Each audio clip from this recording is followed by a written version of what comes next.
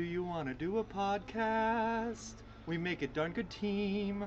It always goes without a hitch. Let's head to Twitch and go start up the stream.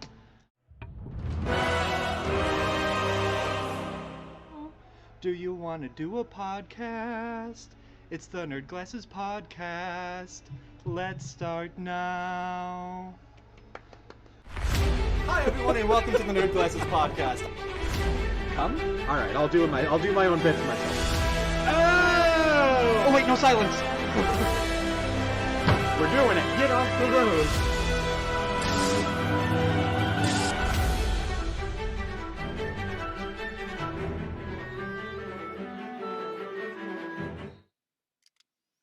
Hey Dave, Hey Boater. what do you call someone who chugs a can of soda, then belches the alphabet? My friends from when I was in college. A pop singer. Very, very topical considering the Grammys yesterday. Fair. Well, a couple days ago, but what is time anyway? Hey everyone, welcome, I'm Boater. I'm Dave Mann. This is the Nerd Glasses Podcast. I hope you're having a good time. Thanks for everyone that's here already in chat. Arilla's Dragonsbane, Maddie Ice Stafford. Great to see you all here.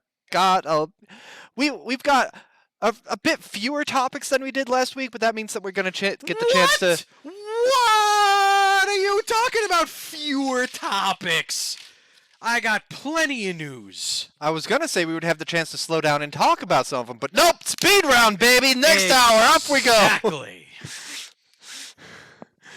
Oh, boy. How you doing, Dave? Good. It has been busy here in the store, which I'm always really excited about. If you want to talk about more store news and things like that, definitely tune into Behind the Counter on every Monday. But we had our first ever PS5 come through the store. I want to buy it. And subsequently was gone. Damn it. Who did it? I'll murder them. What? Wait, like right now?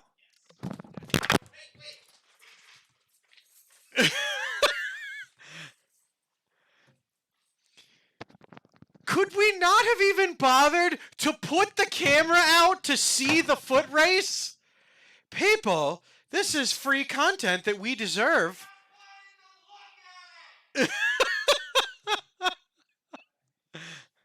He didn't want to just look at it. He wanted to touch it and lick it.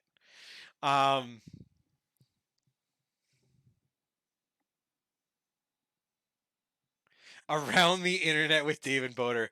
What's Maddie Ice Stafford? What do you call a person who likes cheese and eats cake at the same time? Friend, right? Yeah. I need you to hide this. Oh, okay.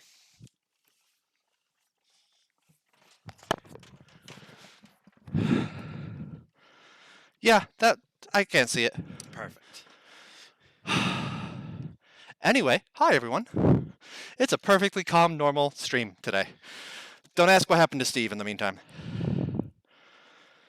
Oh, what you missed was Boater suspiciously taken off and not at all absconding with anything. Don't worry about it. Nope. Hey, welcome back, Steve.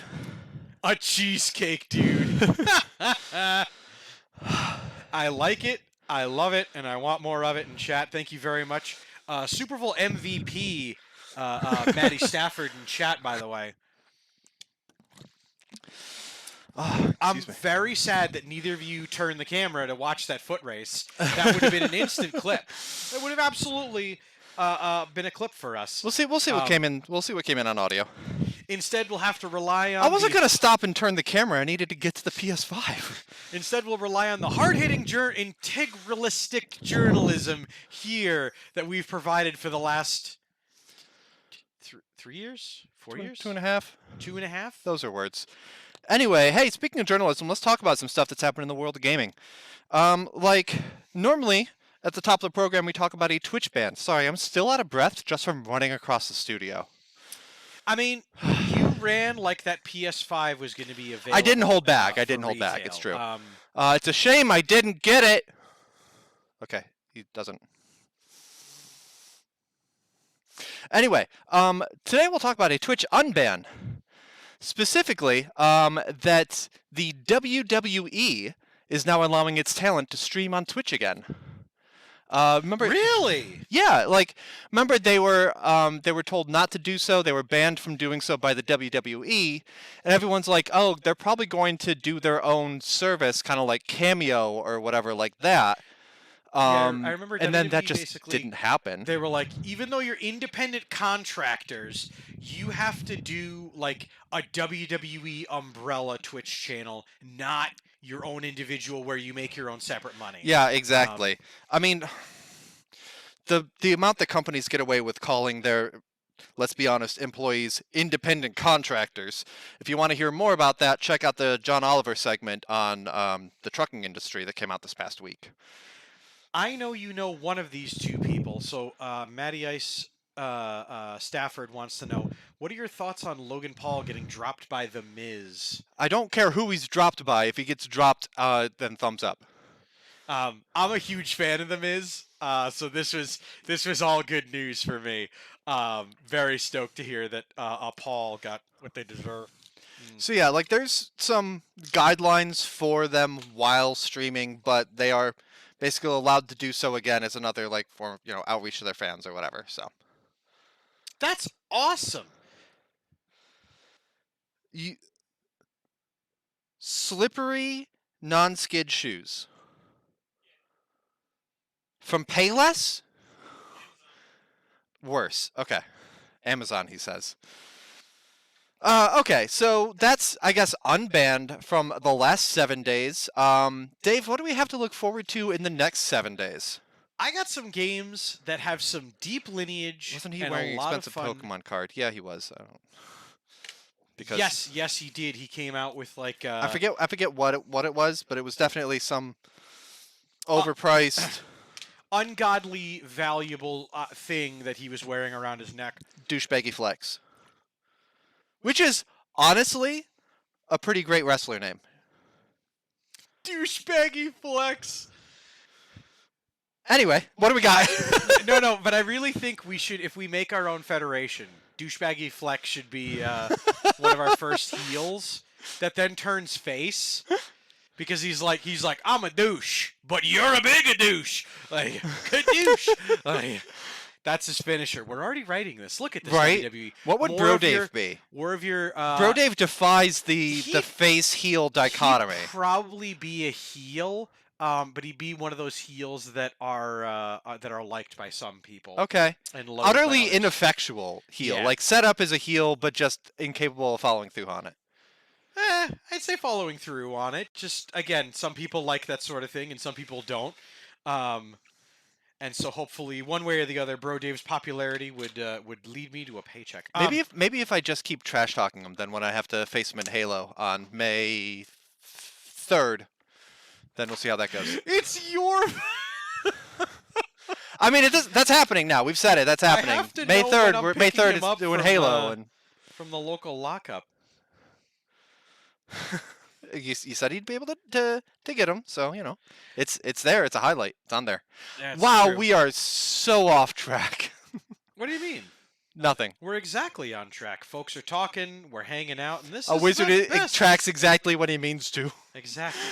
The segments go exactly where we need them to go, and then we lead back to, in the next 7 days, there's 3 games that I've picked out, and I'm very excited for. The first one being on the 7th, that's in 2 days, Okay. We're getting- April 7.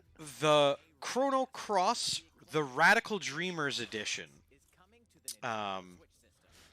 Okay. It's a remaster of Chrono Cross, so we get to reunite with our friend Surge, and not just on Thursdays on Power Surge here on Insane Games TV, but rather with the Chrono Cross character. Remastered graphics, a little bit of redone soundtrack.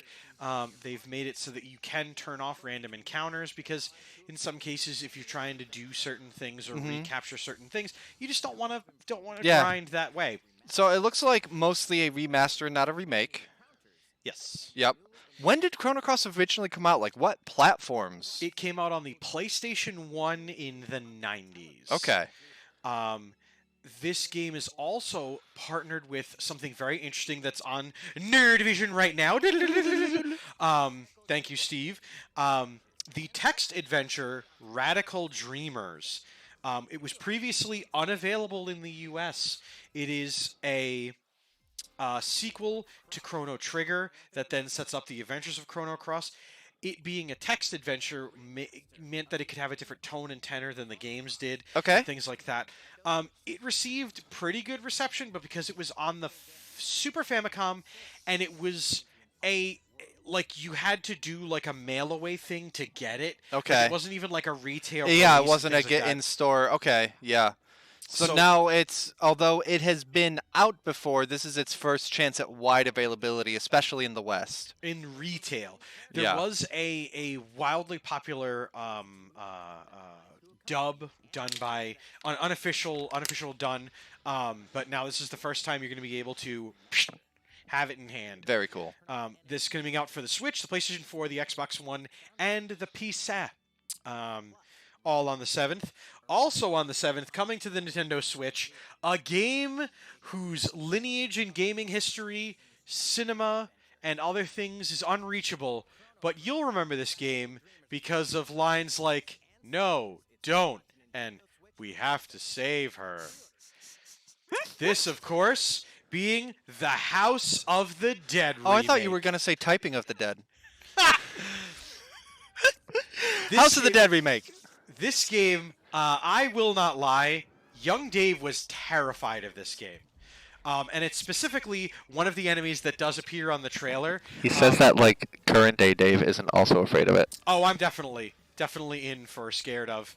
Now I'm just gonna wait until they appear so I can point directly at them. That one kinda. Keeping in mind, we're on about a 5-second delay as we're watching on our screen right here. So, But- to be honest, during the trailer, it's the one with the chainsaw.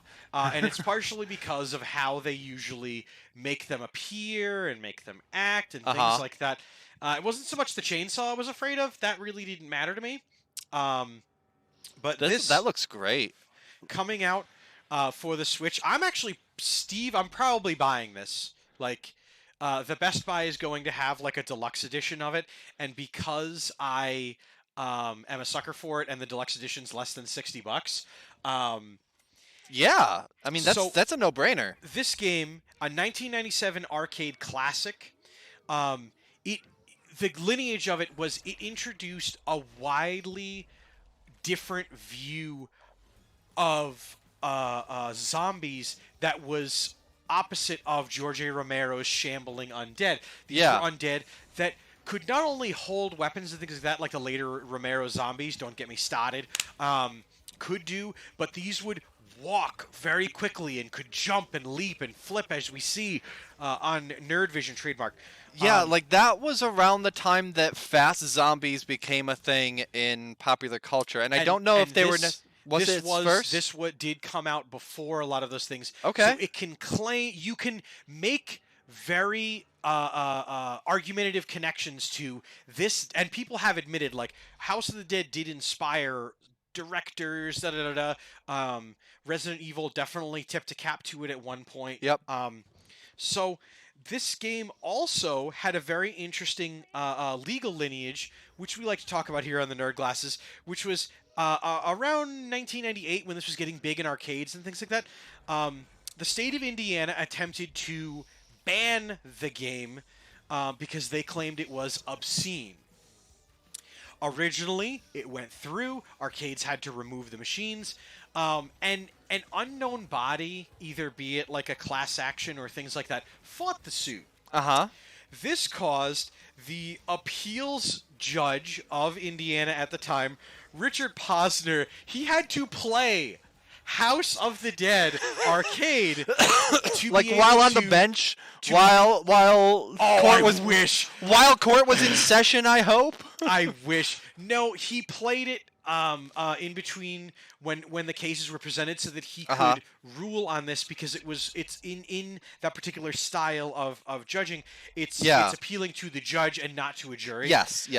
And so the judge actually wanted to get Needs to consume the media in order to judge it by the merits that others are Because obviously, when you have two sides arguing, they're coming from their own skewed perspectives, whatever. To be impartial about it, you need to hear those, but also judge, see the media in its existent form. State of Indiana legislation argued it was obscene and people would become ill or upset by the things they were seeing in the game. Notwithstanding my comment of being scared of the game, it didn't upset me. It just literally scarred me for life. There's a difference. There is a legal difference. Yep. And they claimed... I love how you said the word obscene and Love Alec showed up. It's fitting. It's fitting for Love Alec. By the way, welcome, friend. The judge literally said the cartoonish motions, the exaggerated body, arms and things, and the cartoonish amount of blood that upstreams. This is not obscene. It is properly rated for adults and young adults and things like that. Case dismissed, and they moved on. Like, it was great. And that partially alone is enough to I mean, get that was this game. probably a pretty decent bit of precedent for letting the ESRB just kind of be alone and do its thing and do its own rating without external, censor boards and decency boards, whatever. Or at least to call in the ESRB about these games and why this Japanese game was brought to U.S. arcades and things like that, which nowadays have lost a lot of relevancy. Yes, they have. But that used to be where people got their video games from. Home entertainment systems. Tell us how it is, old man. Well, back in my day... Because a lot of our viewers may not remember arcades. Never mind that they still won down the hall. Ariella Dragonsbane, that's kind of cool. Dude Icarus, he will never admit that he had a blast playing it, though. You know what? I'm going to try to... remind me of this, Steve, this Saturday. I'm going to try to reach out to the guy and see, because these political officials, if I just, hey, what were your thoughts on House of the Dead? Like, what did you think of the game itself? Like, and he'll just, like, here's what I thought about it. It was dumb, or, like, I didn't get it. Like, he's probably not reachable. He may even be dead. I don't know. But Richard Posner, you get an absolute tip of the cap for being legendary and playing the game to rule on it. Yeah. So that's coming out this 7th on the Nintendo Switch. You know what? I am going to get a physical copy because I want to be able to play it. And then, hey, Boater. Hey, Dave. It's a 2-player game. You wanna play that on a weekend Wednesday sometime? I would love to, Dave. That would be fun. Hell John. yeah. All right, and rendered. The third game is one that I'm excited about. There's content in it that reminds me of other content I can't talk about, which is partially that I'm so excited about it. But this next game is coming out on the 12th. It is a game we have discussed previously on previous segments. Okay. It is 13 Sentinels, Aegis Rim. It is a real-time strategy. It's going to be coming out for the Switch. It's from our friends at Atlas Game, who make just stories. Yeah. This game was originally going to be released in 2018. It had a pandemic delay, and in 2019 it came out for just the PlayStation 4. The original plan was to have it out for the 4 and for the Vita, and the Vita was canceled. It has now sold 500,000 copies as of 2021. Cool $500,000. So, this game, I know what you're thinking, what's the gimmick? What am I playing? What am I doing? Real-time strategy.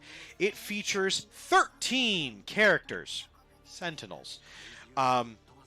It has a non-linear narrative that jumps to events in 1985, in 1945, 2025, 2065, and 2105. Okay. This is a story talking about these Sentinels that are set to fight Demios, or big old robots fighting big old monsters. Yeah! Exactly. Mecha versus Kaiju. They divide the game into 3 different segments, remarked as Remembrance, Destruction, and Analysis. Remembrance being the exploration and the narrative, Destruction being the gameplay and battle, and the Analysis being the glossary terms and introductions to new characters as things change around. This game was recommended to me by, well, I'll shout them out, the folks at the local GameStop here. Unfortunately, Nice. did not have the budget at the time for it, but it's definitely on a lot of my short lists for things that when I find myself with 10 minutes of free time to scratch my nose, I will fill it in with that. Nice. That's Never 13 gonna go Sentinels, wrong with Big Mecha. Aegis Rim, RTS. Check it out on the Switch coming out on the 12th, or check it out on the PlayStation right now. Nice. Yeah, and Atlas, I'm trying to think. There was a game I played on the Switch, and I can't think what it is, and I feel like that was an Atlas game as well. God, I can't remember it. It's the one where you're like a cop in a like weird futuristic anime thing, and you like take control of like this kind Astral of like Chain. yes, Astral Chain. Memory for 100, Alex. Was that Atlas? Maybe. You know Maybe. what? Actually, chat. Here's your homework. What's the game called? Who? Astral Chain. Who developed it? I said it 2 minutes ago. You did. That's fine. As soon as you put it out there, I grabbed it and I held on to it because everything going around in this ether with ideas just kind of floats around here. I had to grab that one.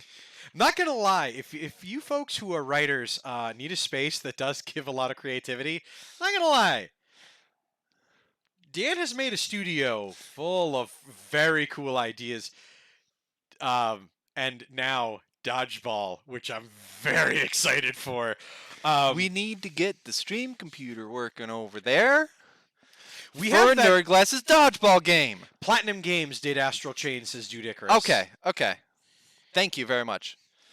Thanks. Okay. Now that we're almost halfway into the show, Dave, what have you been playing? What have you been watching? Overwatch. A lot of Overwatch. A lot of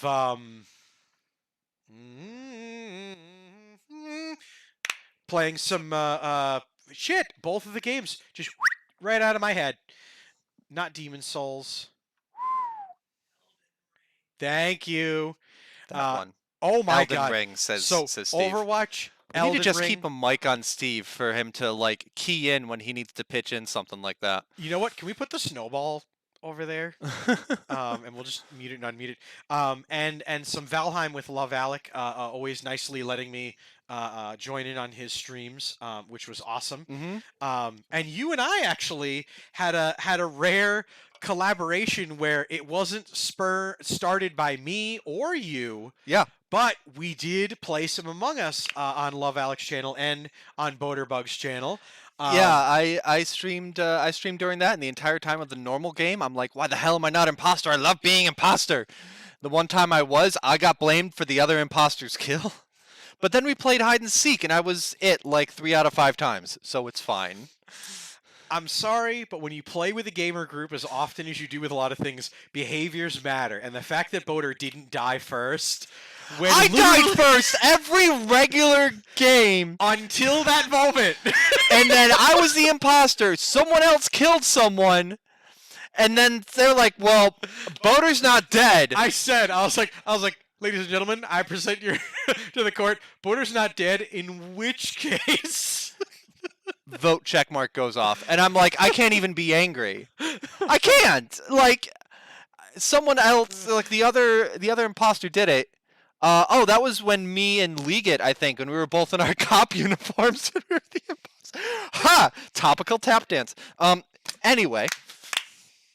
Played that. I'll say what I've been playing and watching because it's kind of a hybrid of both. Yesterday, April 4th, 2022 was the 10-year anniversary of Markiplier's first upload. It was also the release of Markiplier in Space, the much-anticipated follow-up to A Heist with Markiplier. It's a choose-your-own-adventure YouTube series. The first video, the one that's public, is like 8 minutes long. And then at the end, during the 20 seconds we can have end cards, you choose one action or another. And Steph and I, we watched that, and we played through it, and we got to one of the endings, and it took us probably an hour, for just a path through one of the endings. Uh, and then I said, you know what? Let's do that again and see what else we can find. And then I went online, and the day of release, mind you, on the Markiplier wiki, there was already a flowchart. So you bet your bottom dollar, Steph and I tried to hit every single note that we could, playing through it multiple ways.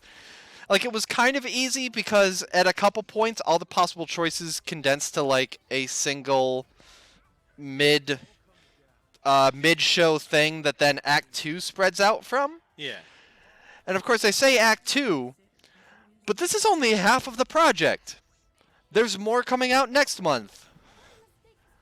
So you can kill Markiplier, but you survive. I Or, really... excuse me, Markiplier's character. Spoilers, mild spoilers, are going up while my hands are facing forward. In the original Heist with Markiplier, there were choices, and if it went to a really short one, you could look at that and be like, oh, well, that's obviously the one that kills you, so I'll take the other choice so I stay alive. This one, they're all about even, because often you will die and then be resurrected in a time loop kind of thing that goes back to almost the start of the movie. So sure, Markiplier can die in numerous paths, but then it loops back, and he's not dead anymore. Interesting. Very cool way of doing that when you have science fiction open to you. I like it. I really enjoyed it. I recommend at least one kind of watch through. It definitely does do some off the rails type stuff. It's funny because the path that we played through the first time, like, skipped a lot of things. So then there's some gags about like, oh, we've seen this before, catch up on this, catch up on this, catch up on this, and we're like, wait, we what? And it was just really funny the way that it can play through and still be a fully legitimate playthrough or watch through. So yeah, that is In Space with Markiplier. Came out yesterday, and I think again part 2 of it will be coming out later, later this year. I think May. So that's what I've been watching and playing because it kind of counts when you have choices to make. I did want to shout out Mr. Wet, as always, for being so cool and coming in on the streams, doing the fantastic work he does here on the network as well. And this past week, my plight in the Mario Kart League was acknowledged by the king of racing here on Insane Games TV, Danny NASCAR. He watched me get screwed out of a top 10, and I was rather hurt about it. But thankfully, our sponsor, mine and Steve's sponsor, Bud Light Seltzer, decided to continue our work here. So, Dude, Icarus, you better not let Dan see those air quotes. He's coming for you. Okay, news topics. Dave, you have a scratch pad full of stuff, and it looks like you used the proper markers this time, and it didn't bleed through. So the worst I part commend is you on that. I have 2 notebooks full of things because I left one of them at home. So the first thing I'm going to talk about is just it's partially a plug for this Wednesday, on the weekend Wednesday on Insane Games TV. More Mario Kart League. Will Steve be able to continue his dominance? Will our Mario Kart League continue to be bald and behave in such a manner? We'll find out. But also, very excited to say that we will be playing more Overwatch because today began something we haven't talked about here in over a year, and I'm very excited to be talking about again, an Overwatch event like no other. Ooh. And that is the Overwatch Anniversary Remix. It's usually the Overwatch Anniversary. It's the, anniversary of the game coming out, this and that and the other. Uh-huh.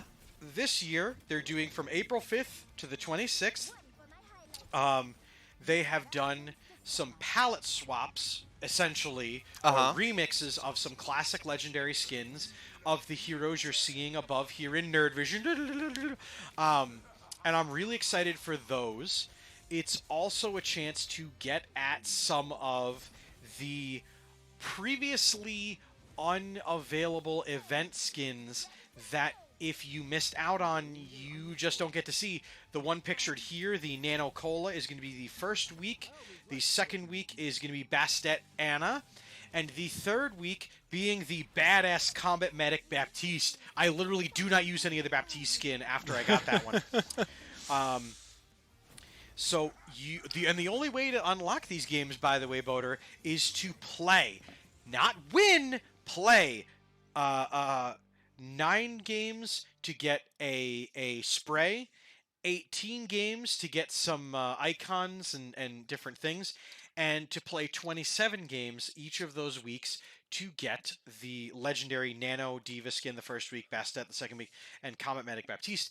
They also put the incentive that if you win the game you're playing, it counts for 2. So, I mean, if you get good, you have less than 27 games, and suddenly you're rolling large. They're also doing an engagement event where they are rotating through the different seasonal events that are happening. For example, today is Lucio Ball. Tomorrow it's going to be some more of Junkenstein. And then the day after that it's going to be some Junkenstein Customs. After that it's going to be some of the anniversary, the games that were storylined, PvE instead of PvP stuff that were a lot of fun. And they're going to keep rotating that all month, every day, different things.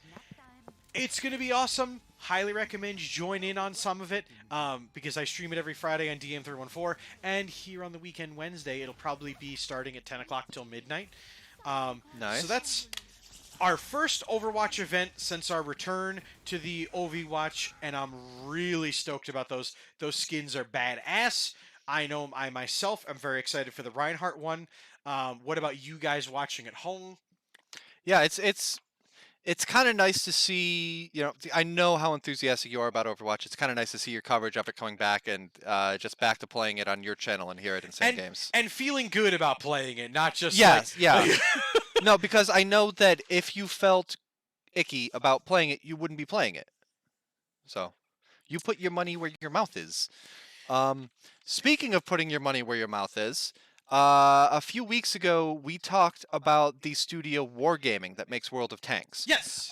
They have their original studio, their founding studio, their home studio is in Minsk, Belarus. Belarus is supporting the Russian invasion of Ukraine, which is awkward because they also have a studio in Kyiv, Ukraine.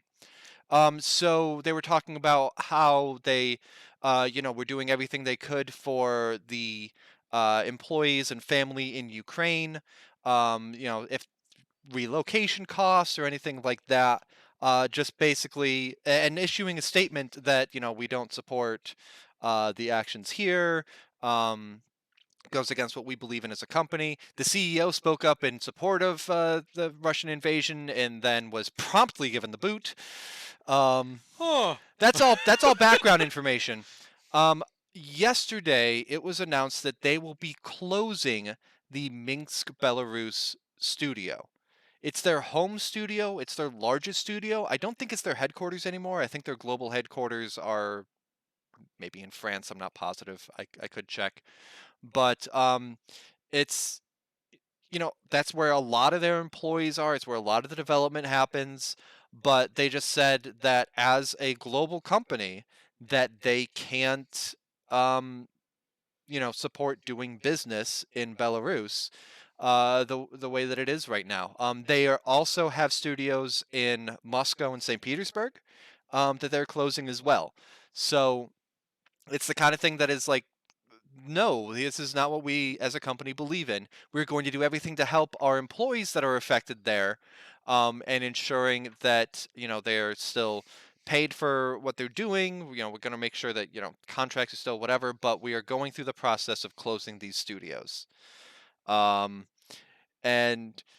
yeah, talk about putting your money where your mouth is. It's you can speak out against it, but when you actually take these actions, that says something else. So I guess that's just more of an update on how that studio is doing, considering the current geopolitical climate. Hope everyone is safe. Hope everyone is well. But you know whose wasn't safe and wasn't well earlier, about middle of March? Be really careful about the segue, Dave. Let's hear it. The Crypto Bros! Because, as you can see, ba-bam! Disaster struck, surprisingly. If you're a crypto supporter, NFT supporter, things like that, sorry about your damn luck. You're not going to find sympathy here on this program. But the crypto game, the very popular, one of the first and one of the leading crypto games, by the way. So, of course, everyone knows exactly what I'm talking about when I use quantifiers like that, right? If it's the first one, if it's one of the biggest ones. No? I mean, we went over one of them last week that also had claims to one of the first and biggest and whatever. Is this a different one? It is actually that made Okay. literally the exact same claims, almost like you're all a bunch of scammers, scammerooners. But the game F1 Delta Time, a game where everything from the game was NFTs, and you would use cryptocurrency Okay. to buy these things. It was all part of the blockchain. So you say, so I'm going to try to guess what kind of game it is. You say F1 Delta Time. Is it vehicle racing? Is it car racing? Yes, it was. Was it using licensed Formula One materials? It was using Formula One licensed materials. as And the by base of the licensed, I game. mean they didn't formally license it. They were using stuff that they should have licensed. No, they did have a license with F1. Wow. Yes, Formula One did Oh, give them right. a license. This is probably like around the same time that like NBA was jumping on doing NFTs because they didn't feel like printing cards and stuff. And like this was when about a year and a half ago when sports companies were like, it's the thing and we're going to jump on it. So, okay. Okay. So, the game announced on March 15th. By the way, the game's shutting down. We negotiated and we didn't get our license back. The game Okay. the game, when we announce game shutdowns, things like that, how long do you think they gave people as a way of the fact that, for example, a car in that game sold for $100,000 in cryptocurrency value? I'm going to guess a range. Okay. Where the upper part of the range is 7 days and the lower part of the range is 6 hours. It is within that range, unfortunately. Okay. The average range, game companies like Sony and Microsoft and Nintendo and Activision Blizzard, Ubisoft, all these things, when they shut down servers, things like that, they give you at minimum, a month. Yeah, to start well, making plans and do that stuff. if it's a live service game, especially where money is involved, it'll be at least a month. Other times it's the license didn't renew and we have to pull this off of Steam, so it's on sale for 3 days and then it's gone. Alan Wake. Hey, It happened, but they they're put back. it back. They put it back. But when it's due to a license being gone, it's usually quicker. Arilla's Dragon's Bane guesses 24 hours. Exactly 24 hours. The next day, on the 16th, the game was gone. Website gone, game login gone, things like that. The NFTs themselves were now worthless because they couldn't post them, have value, and things like that because they didn't have the license to those things. Okay, so interestingly here, the way NFTs work is that they still existed. Even if the images or the concepts that they linked to didn't, the spot on the blockchain that defines an owner of that particular token still existed. Just there was no longer a game around it to add value, thus meaning it was worthless pieces of data that people could still buy and trade, and I'm guessing did so still for $100,000. There was no specifics about that Okay, $100,000 car, but Animoca Brands, the overall company for F1 Delta Time, is attempting to give equivalent value on other racing NFT games that they own. The distinctive difference being that they are not licensed racing games. They are just Dave, I'm going to give you something of equivalent value to a non-fungible token. Ah! I'll treasure this until I lose it in 2 minutes. Sell it to Steve. How much do you Steve. think he'll pay you for? Steve, you know Hold on. you want Actually, this. hold on. Dave. No, Right. hold on. Look, done! No, I need to it's give him already five. gone! I Damn already it! sold it. I needed to give him $5 so that then I could escalate and then charge him a PS5 for it. Nope. I will. Money first, thank you. Is this how it works on the blockchain? I mean, that. Oh wait, but except sillier. Except that, hey Steve, you know that piece of paper? If you get it wet, it gets ruined, right?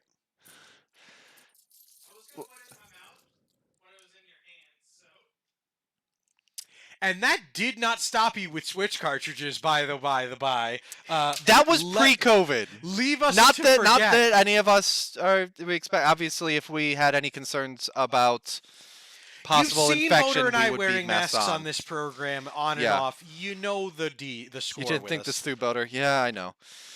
Yeah, it's still, man, it's wild looking back at that highlight because that's on my YouTube channel. I uploaded it.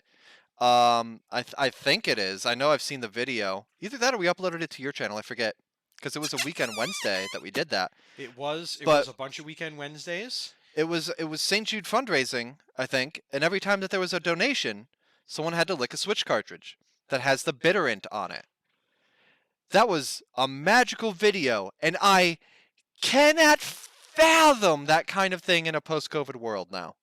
Even if everybody Not was vaxxed in the and tested, way whatever. That we had done it. Yeah. You know what? I might bring that back as an incentive for myself. I'll lick my own Switch cartridges. I'm gonna lick my own. Demonetized! I'm gonna lick my own. 77 cents. So, I have a counter offer, Dave. I have a piece of paper worth 78 cents. Ooh, I don't know. But sucks to suck, crypto bros. And that's been your NFT roundup of the day. Thank you for finding that because I didn't have anything. Minute lick a tongue challenge. So, oh my God, there's so much more news. Okay, our friend, our little brother here, from Insane Games at Epic Games. We see you having a State of Unreal press conference, just like a lot of the live streams we do here. Yep. You know? But I am very excited to say that they announced and showed off a ton of stuff about the Unreal Engine 5. And they talked about how game companies will be able to use the Unreal Engine 5, what the functionality will be for production going forward, for people to be able to create content on it and things like that. Yeah. And you know what? Damn. Way to go. It looked good. Like, you forget sometimes that, like, Epic is where it is now because of Unreal. Because of that engine that... Now, I realize I misspoke a couple of weeks ago saying that it is, like, the default engine that's used. No, I think that's actually Unity. But when it comes to bigger games, yeah, it ends up being Unreal. And I'm saying bigger games because they charge a lot for licensing, and that's where they make their bucks. Although, Fortnite at this point. But Fortnite now. Fortnite now, but, they got to where they were pre-Fortnite because of that. Gears of War was a drop in the bucket. So... yeah, it's always cool to see, because, man, Unreal Engine 4 has been around for like 10 years or something, right? Like, I know the original Mass Effect games were all running on Unreal 3. Production, can you look up when the Unreal Engine 4 was created? Or when it debuted or whatever.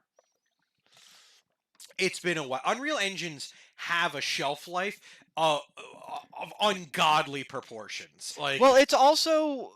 it's gotten longer recently because game tech has plateaued a bit, and it was extended a lot because of stuff like well, other plugins. I watched a YouTube video that was talking about like when you start up a game or towards the end where you see 2014, so 8 years for Unreal 4. Thank you very much, Still, Steve. Jesus. When you see stuff like Fmod and Bink's Video, Havoc, which does physics, like all these things that aren't part of the physics engine but can be added onto it. So even if Unreal 4 hasn't had a major update since March 19th, 2014, um, so 8 years. Well, and think about it. There's still going to be titles that are using Unreal Engine 4 There's probably that have licensing and things for a couple of years at this point, especially with COVID. yeah. Like, Oh, exactly. There's still going to be stuff coming out on UE4 for years. Um, but like, there's number one, Epic probably issued updates to the engine software and the APK and stuff like that. But then again, these other plugins were also updating the entire time. Again, I say Havoc, Fmod, etc., etc., etc. That keep it getting better. So it's not developing a game in UE4 isn't the same in 2022 as it was in 2014. That's just a public release too, so they'd probably been using it for years beforehand. Yeah, like they probably had licenses with like EA or whatever, where teams were already developing in UE4 before it was announced. indefinitely. Um, I remember the PlayStation 4 announcement press conference, which one of my favorite ones that I've ever watched, one of my favorite like gaming press conferences I've ever watched. And I remember them talking about like the new tech and the new game engines and Yeah. stuff.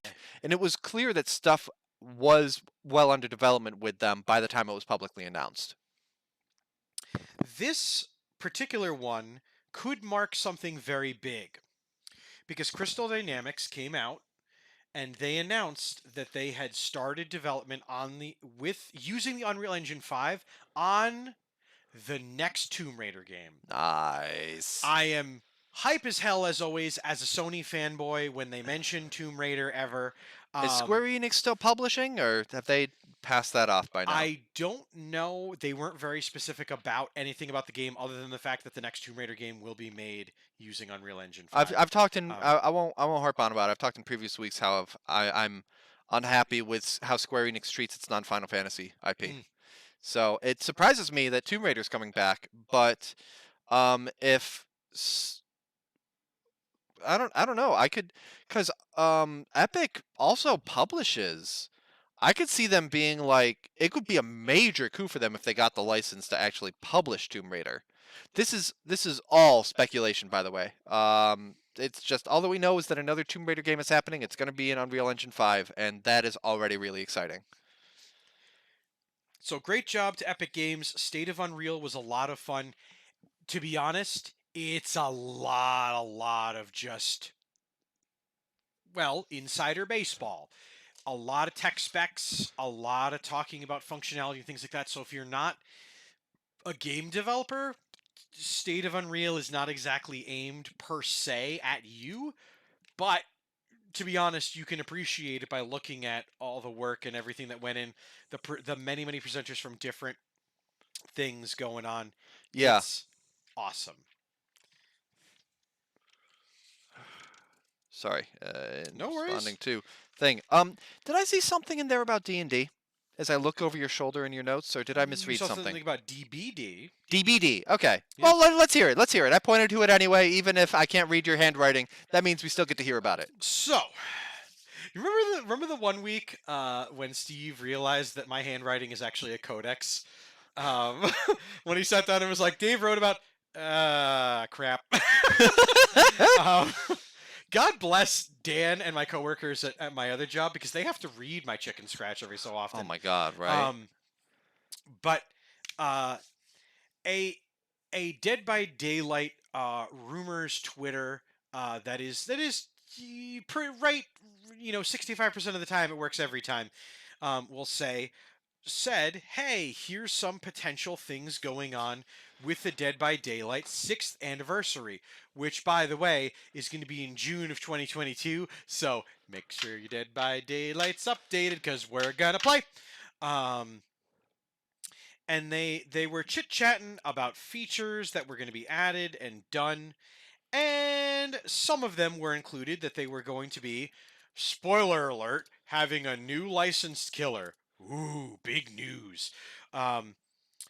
but the fact that the new licensed killer was going to be able to interact directly with one of the game mechanics that previously, in a different way that previous killers did not interact, which is Uh-huh. the fact that they will be able to enter and exit and or teleport into the lockers that the survivors hide in. That's the Oh. rumor. Yeah, it's going to be bad if that's able to happen. Oh Um, no.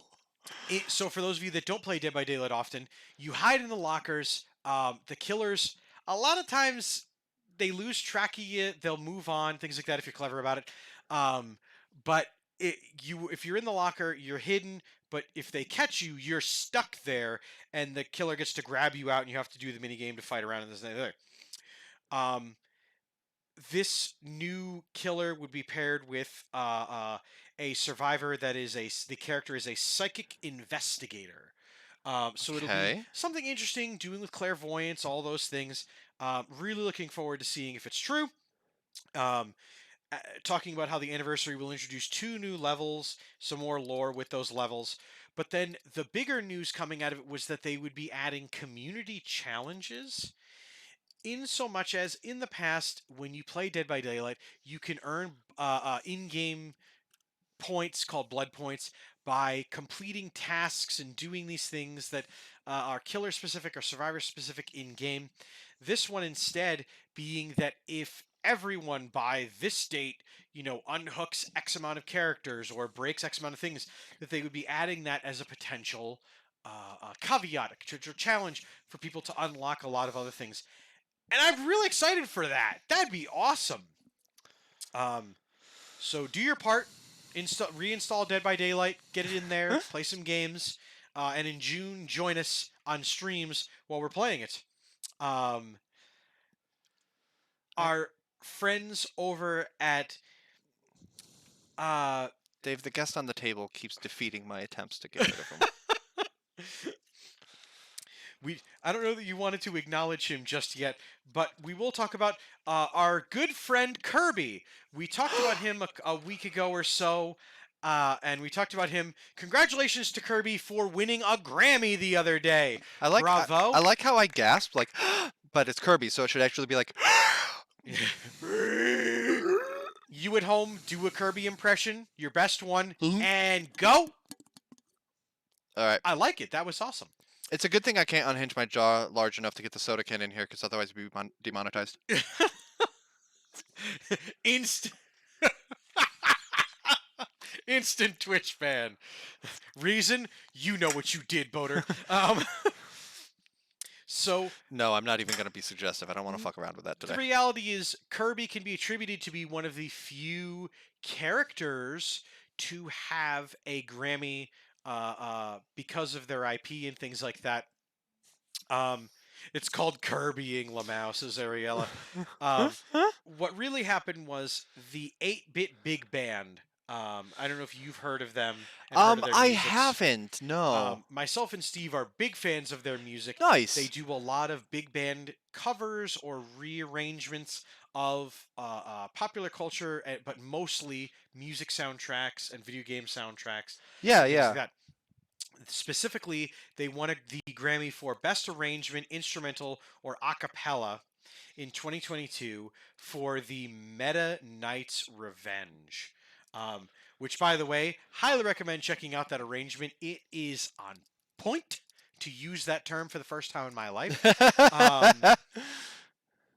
An excellent alternative for video game music on Spotify, says Judicrous, someone that actually uses the internet effectively. So, congratulations. It's amusing how much of an old man you are when it comes to some parts of the internet. Absolutely unaware of so much of this stuff. But you know what I am very aware of? Some gaming news in the fact that this year, posted by our many friends in the Weekend Wednesday Discord, last year, 2 years ago, no E3, COVID. This year, last year, 2 years ago. Exactly. We're time skipping around. 2 years ago, COVID, no E3, made sense. There was nothing else anyway. Yep.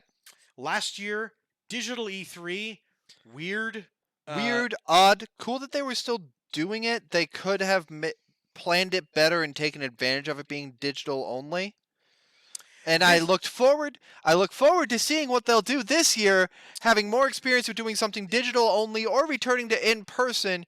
Either way, they'll find one and commit to it. So you have news on E3 this year, right, Dave? Porter, I have some bad Dave, I'm really excited. You better not break my fucking heart. Well, here, let me put it to you in the Seinfeld character style. Bad digital E3? No E3 for you! Come back 1 year! That's right, ladies and gentlemen. This year, no E3. I was about to eat this, but I don't want to.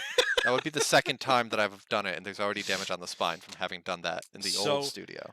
No E3 this year. Thank you very much to our friend CJ Playmaker for breaking that news for us in the Discord. Uncomfortable, sad a little bit. Yeah. Because I mean, I understood when they didn't do it in 2020. Nobody was doing anything. It takes a long time to plan something like that, and you know, COVID coming in while you're in the middle of planning just totally throws it off, and it's hard to be agile like that when you're a huge, bloated, outdated piece of. Anyway, it's hard to do that. It's hard to adjust. Just a feather in our cap for a second. Boater, how many Insane Games TV streams got canceled because we had to pivot to remote? I don't know about the station in general. I know that there was.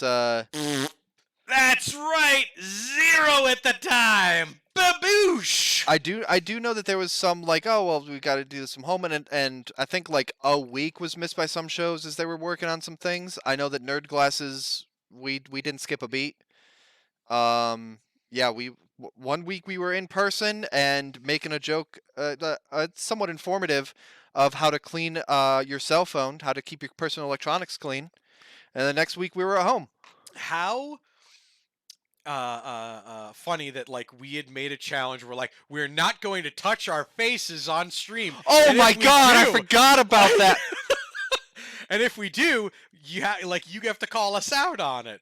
Like yeah, like it's Insane Games TV. The advice of don't touch your face, you may as well just tell me not to make a Star Wars reference or something. I don't know. It's no, I can go an hour without making a Star Wars reference without touching my face. TV I can't. Pivoted to remote, and the programs that were able to be remote, obviously, as Dudicrous pointed out, behind the counter, this stream about the store and store news and store events went on hiatus with the store, and the second we were back open, it came right back. Yep. I am still blown away by how fast March 2020 escalated. Like 1 week we were talking about cleaning our phones, or maybe that was like 1 week and then the next week was the don't touch your face challenge, whatever, and then we were home. Like the bookstore that I was working at the very beginning, it was like, oh, we might have to have the author pre-sign books so that they're not like shaking hands with customers, and then canceling in-person events, and then curbside only, and then oops, we're closed. All in the course of a month. Like, I know it's off topic, but March 2020 was a wild fucking time. Anyway, sorry, E3 this year. Why are they canceling it? To my kids in the COVID classroom, I miss you guys. I love you, and I hope you're doing very well. Do your homework. I see you. Do your homework. All right. 2020 as a whole was wild, says Nightwing. It's true. It's true. It's very true. Anyway, why was E3 canceled this year? What excuse did they offer? None. They just don't feel like doing it. What they said was they realized that they are irrelevant and nobody cares anyway. They said that they are going to restructure it and retool it. They reached out to all the necessary folks. I did listen to a YouTuber, reporter on video games, things like that, Jake Baldino, getting the Insane Games TV bump over there at Game Ranks. But he talked about how like that was kind of his metric to see like he had made it in games journalism, was you were at E3 and doing reporting. And he talked about how like E3 had kind of fallen off its pedestal because of things like that, and it made sense. Well, it's E3, and we've talked about it before. E3 made sense 20 years ago when it was a lot harder to get information directly to the consumer. Nowadays, with Twitch, YouTube, Facebook Live, with all of these direct line of sights to your audience's eyeballs, you don't need a press conference you don't need to go to a central press conference to do that. And especially not the old way it was, where you had to go to a press conference to sell your stuff to industry professionals, to reporters and such, and to see what other industry professionals are doing behind the scenes in the hopes that it gets out there. E3 is a relic of a bygone time that has been trying to adjust and doing so poorly. Yeah, unfortunately, also when 90% of your content is the big three developers, and by that time I'm talking about, of course, Nintendo, Sega. Yeah, if we're going far enough back. and and then who else the hell was like the E3 biggins? It wasn't. It couldn't have been Sony. Well, And it wouldn't have been Microsoft. it depends on the generation, because PS1, N64, and Sega Dreamcast. So that could have been Sega and Sony together. Nintendo, Sega, Sony. So Nintendo, Sega, If you Sony. go before that, it was Nintendo and Sega for a little bit. If you go, I don't know when E3 started, so I don't know if like Atari would have really been a player at it. Atari was doing tech demos at it, but Atari at that Yeah. point had done that thing where they overdid it and everything, and then they were like, "Please buy our stuff." Yeah, they did that thing where they killed the industry for 10 years before Nintendo brought it back. Thanks, Tengen, for almost doing that too. By the way, since we're giving people call outs. Take that, Nerd Glasses bump. We have the Nerd Glasses bump and the Nerd Glasses Spike! The spike! The Nerd Glasses spike! Oh, God. We like what you're doing? Bump. Apparently, it's a volleyball-themed stream now. Who knew? Apparently, Boater knows some sports terms, Dave. What the fuck? Exactly. Of course you know volleyball terms, by the way. What's that supposed to mean? You can't just join me over here and support baseball. You had to pick an even more niche sport than my fandom or Steve's racing fandoms. Yeah, I'm gonna go play mini golf. Love Alec. He's a robot, obviously a fake. Nightwing, by the way, breaking some news here, saying E3 was canceled because Steve. They said he broke too much. Steve's fault. Steve's fault. I'm stuck. So, the other thing that we can definitely report on factually was brought to us by our good friend Twitch.tv's own Sustaina, which was that, remember a couple weeks ago I was super hyped about the new hype trains. Oh, right. Yeah. The boost train specifically. So, people were really excited. Well, actually, the boost train just got combined with hype train. Right, okay, yeah. But 'cause remember- basically in such a way that when you're doing hype trains, it helps get you promoted up to the front page Because rather they than realized splitting that- off as separate things. Yeah, they realized that boost trains themselves were going to be bad news bears, and people didn't like them.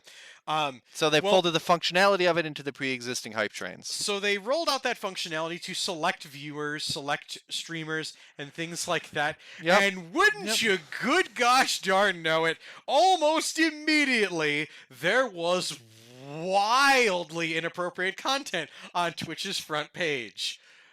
Shit looked like Pornhub for a bit. It really did. It really, really did. Legit pornography splashed on Twitch's front page. The kind of thing that shouldn't be on the platform anyway, but can kind of sneak under if nobody reports it. And then for the lulz, boost, boost, boost, boost, haha, front page. Well, I mean, And that's why we can't have mediocre things. I would have liked to be featured on the front page because we've had some pretty epic hype trains here on Insane Games TV. And damn, that would have been cool. But Twitch said, and I quote, "We're going back to the drawing board and we're taking it down." Yeah. Because they saw that people immediately took that tool and found out how to. Dave phrasing. They did though. Okay, continue. They used that tool all over the front page, and my God, did people. You're vile. Oh no. Well, I mean, Boater, you touched it, and now we get to talk about. All right, for folks, the we're past closing- time. We can't. Nerd Glasses is done. We're not going to talk about whatever Kojima. No. Oh! I mean, since No. you mentioned it. No. Our friend visiting, and I'm very disappointed in all of you. No one in chat acknowledged poor Conspiracy Baseball back on the set for the first time in a while. Boater, would you like a tinfoil hat? Why not? All right. Do you want me to measure it for you? Or do you just want me to? Just plop it right on there for me. Just so you know, folks, these stories are both based in a little bit of truth, but henceforth, the news we report is speculation and/or just flatly made up. This is a favorite segment of mine that we haven't done recently because we've had a backup of a lot of stories and not much Kojima news, and it just doesn't feel right to not do one of these without Kojima news. So we'll start with something small, something based in fact, which was that the Sonic movie is a-comin', and Fila, the shoe company, recently did a collab with Sonic where they made Sonic shoes. Yep. Wouldn't you know it, less than 50 minutes after them being posted, they were all gone? Yep. I actually genuinely tried to get a pair of them because I thought it would have been funny if during the stream I literally just put my feet up and they were Sonic shoes. But How much were they retailing for? They were retailing for $90. Okay. They were not then grossly exorbitant until the scalpers got to them. Yes. Boater's very despondent during this segment because Boater is a man of fact and fun. He is not a very big fan of fiction and fun. I like making stuff up. It's been a while since we've done hat trick topics, but Conspiracy Baseball has it out for my soul. He really does. So we can look at all of these things, but I can posit that the shoes themselves were actually too fast for the internet, and therefore they couldn't stay. That's just what I'm going to say about that. Or it could be a tactic from that dastardly Robotnik, buying up all the shoes so the kids with size 18 feet couldn't have I could Sonic shoes. 100% see Jim Carrey's Robotnik being a scalper. 100%. He'd have robots do it. Oh well, yeah, he would run the scalping farm, but he couldn't be bothered with the actual day-to-day workings. So there is a kernel of truth in this one, and then wild speculation. But author Brandon Sanderson, are you familiar with this? I am. Yes, you're asking a bookseller who specializes in sci-fi fantasy if he knows who Brandon Sanderson is. I'm a primarily fantasy author who writes stonking huge novels. What's one of his famous IPs that put him on the board? Mistborn was big one, I think. So Brandon Sanderson was recently. If I got that wrong, there's another bookseller in chat that is going to take me to task. Bookstore appears. So there was recently Brandon Sanderson went on a podcast and talked about he was just a wee bit salty that he was not included. That From Software didn't reach out to him first, considering that he has very publicly played and enjoys From Software games. From Software then sent him a little bit of a care package. Okay. Which included some really kick-ass art, a full-size halberd. I saw some of this. Not I saw. halberd. It was. It Oh was a no! Yeah, a two-handed- mace. No, right? two-handed longsword. Oh, okay. Okay. Yeah, I remember actually seeing his tweets about getting stuff, but I didn't know the background of him. Calling out in the first place. He had said, and I quote, "I have an idea that I want to pitch to From Software if they're receptive to it." They also included in this package A suggestion box. a letter that was not read on air and was really not shown on air to be seen. So From Software indefinitely reaching out to Brandon Sanderson. Well, because the way development works is that they are probably in the early stages of their next game already. Yes, we talked about that last week, actually, where they were talking about how they were there a couple weeks ago. That might be a table of topics thing. Anyway, From Software talked about how they're going to be making more games in the future and things like that, and how they have some things in the works. Yeah, and usually it's they don't release a game and then they're sitting there with an empty slate saying, "Oh, what do we do now?" They usually have stuff in the works, but it's early enough where they can be throwing a lot of stuff around, a lot of stuff can be redone. So, like 100%, like George R. R. Martin's contributions to Elden Ring aren't in the gameplay, whatever, or even probably in a lot of ways that it's played, but it's kind of in the like the writing background and stuff like that. Yes. And that stuff isn't necessarily always part of a game from the moment it starts. But it was really cool this time around. He did a very good job with it, and From Software did a great work taking the world that Martin and the suggestions that Martin had made for them, and then building this very addictive. Oh, sure. I do want to finish saying the example that I would use. The author Rihanna Pratchett, great writer. She also wrote like Heavenly Sword. She was the writer for Mirror's Edge, but like a lot of the game was in advanced bits of being created. Like they had the basic idea of like their character, their world, whatever, but the actual writing, the character writing, and the arcs and stuff like that, that was more or less like, here's the set pieces we have. Write us a story using them. So like brought in relatively late in the process. So what I mean by all that is to say that like if the letter is an invite to Sanderson to be part of brainstorming in the next project or being a part of it, it's not too late for him to potentially be behind the next one. If not that, then definitely the one after. So interesting. I could just see them sending like it's a little box that says suggestions. They're feeding a little card. I'm really hoping. And then it pops open with a secret agent telephone that you call From Software. Suggestion. I write the game. Boop. Brunk. Hello, From Software. Did I say some software? Jeez. Dave, are we done yet? We are not, because the man, the myth, the legend himself has been a tweeting, and of course, speculation has gone absolutely bonkers about it. That's right, the king of the tinfoil hat gimmick here on program, and a topic that we will certainly not get to this week, but we will table till next week. That's right, our good friend Hideo Kojima. He's on the move.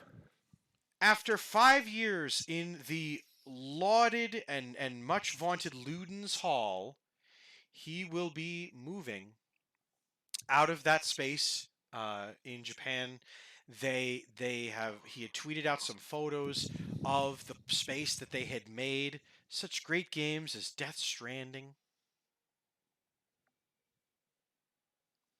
And all the work that they had put in, all the work that they had put into those things and establishing the brand and recovering as a studio and creating as a studio outside of the larger producers and things like that.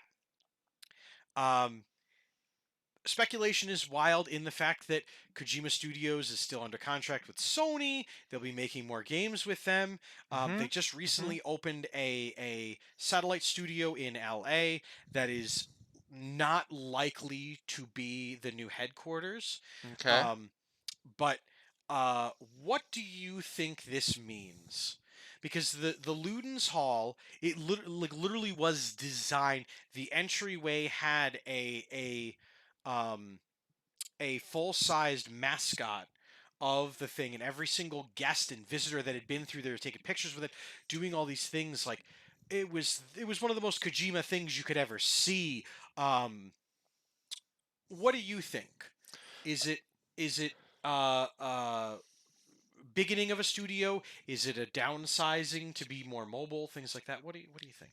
The rent got too high, and he's going to a barn in the countryside. Taking over an old wedding venue or something, maybe. Do you know what would happen if he moved to the countryside, though? Do you know what people would be able to... It wouldn't be countryside in 5 years. It would be a shrine to Kojima. No. A pilgrimage site. If he did take himself from a bustly, busy city area and move himself to somewhere that's out of the way, secluded, very foggy, very hilly. Thank you, very everyone, for watching the silent. Nerd Glasses Silent podcast. Hills confirmed, ladies and gentlemen. Hope you've had a great time. We've had another great show. Thank you very much, Dave, for bringing the lion's share of topics this week. I had a good. Thank you to everyone in chat that brought topics to us. Thank you to bring brought these in the things. Weekend Wednesday Discord. If you go into the Insane Games TV Discord, which is linked below, if there's topics that you want to see discussed on the show, if you want to see tabled topics that didn't make it to the show, Dave taking pictures of his notepad or whatever and going up there. So many ways for you guys to participate, so many ways for us to get stuff to talk about. It's sometimes unfair that we only have an hour a week to do it. Obviously, we've already gone 15 minutes over, and we're cutting into Citadel time, so we are going to have to call it for the night. On the Citadel, I am going to be playing more Elix. It's not... You'd be the first. It's going okay. It's going okay. Last week was great. More Like Rigor Mortis joined me, and I got ambushed by raptors, and I had my butt torn open. It was good times. So we'll see how it goes this week. So make sure that you're tuned for that. Definitely not hilarious at all. Or Yeah. anything. So you can just stick around. When we go offline, it's going to be about a 5-minute downtime as we move everything 6 feet to the right, and then a 10-minute countdown, and then we are live on the Citadel for the next couple of hours. So I hope that you'll join me for that. If not, still, thank you so much for showing up tonight, and I hope that you show up next week as well on the Nerd Glasses podcast starting at 7:45 Eastern, and hang around for many, many more shows here on the network. In the meantime, I've been Boater. I've been Dave Man. And we will see you next week. Bye, everybody.